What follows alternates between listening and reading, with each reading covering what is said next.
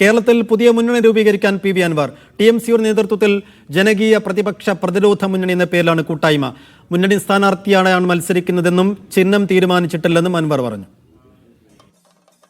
LDF UDF വിമർശനം നടത്തിയാണ് P V Anwar നിലമ്പൂരിലെ സ്ഥാനാർത്ഥി പ്രഖ്യാപനം നടത്തിയത്.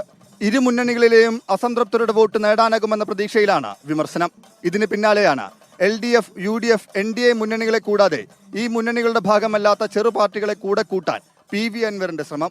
TMC നേതൃത്വത്തിൽ ജനകീയ പ്രതിപക്ഷ പ്രതിരോധ മുന്നണി എന്ന പേരിലാണ് വിവിധ രാഷ്ട്രീയ പാർട്ടികളുടെ കൂട്ടായ്മ രൂപീകരണം. ഒരുപാട് ചെറുകിട സംഘടനകൾ, പ്രത്യേകിച്ചും കാർഷിക മേഖലയിലുള്ള ആളുകൾ, ഇവരുടെയൊക്കെ ഒരു ആവശ്യമായിരുന്നു ഒരു ജനകീയ പ്രതിപക്ഷ മുന്നണി ഉണ്ടാക്കണമെന്ന്. അവരുടെയൊക്കെ താല്പര്യപ്രകാരം തന്നെയാണ് ഒരു മുന്നണിയുടെ കീഴിൽ മത്സരിക്കുക എന്ന തീരുമാനമുണ്ടായത്.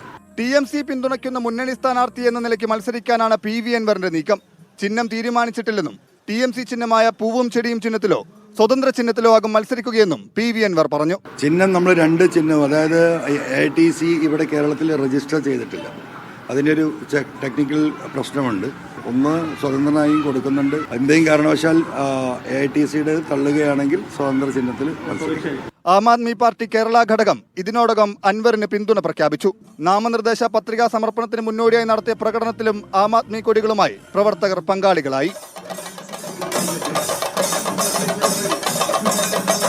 LDF UDF വിമർശനത്തിലൂന്നി പുതിയ മുന്നണി പ്രഖ്യാപനം നടത്തുന്ന പി വി അൻവർ ലക്ഷ്യമിടുന്നത് ഇരു മുന്നണികൾക്കും ലഭിക്കുന്ന അനുഭാവ വോട്ടുകൾ തനിക്ക് അനുകൂലമാക്കുകയെന്ന് മാത്രമല്ല, പുതിയ മുന്നണി പ്രഖ്യാപനം ഇരു മുന്നണികൾക്കും ബദൽ എന്ന നിലയ്ക്ക് NDAക്കും ഭീഷണിയാകുന്നുണ്ട്.